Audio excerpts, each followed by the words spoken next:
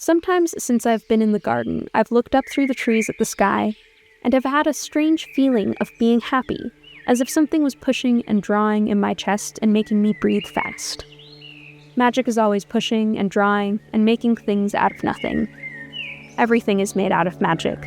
Leaves and trees, flowers and birds, badgers and foxes and squirrels and people. So it must be all around us, in this garden, in all the places. From The Secret Garden by Frances Hodgson Burnett.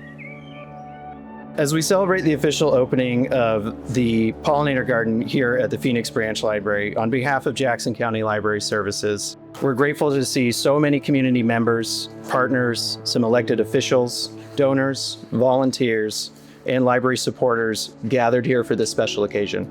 Today is about more than a garden. It's about what can happen when a community comes together around a shared vision. When JCLS first considered what to do with our green space outside the Phoenix Library, our community was still recovering from the Alameda fire. The community asked us to, whatever we do, keep it green and keep the trees. So we decided to plant a pollinator garden.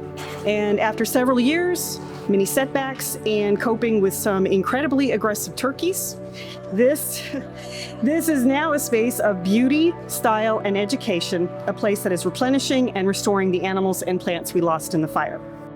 The community imagined a way to help bring back the flora and fauna that had been lost, to create a space that would support and sustain life, a place where pollinators could thrive, where people could learn, where children could explore, and where the nature world could begin in its own small way to heal and grow again.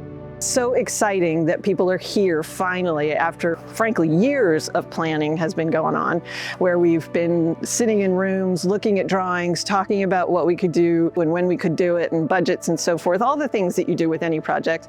And to finally be here today, to see everyone sitting out there in the audience and see them walking the garden, that's the dream come true. It's beautiful, it's designed so well, the plants look so healthy, and I can see where it's just a great way to have the community come in and enjoy a beautiful space, learn about native and drought-tolerant plants, and then I've already seen some native bees flying around, and I can't wait to see what it looks like next summer. At first, people refuse to believe that a strange new thing can be done. Then they begin to hope it can be done. Then they see it can be done. Then it is done, and all the world wonders why it was not done centuries ago. The Secret Garden by Frances Hodgson Burnett.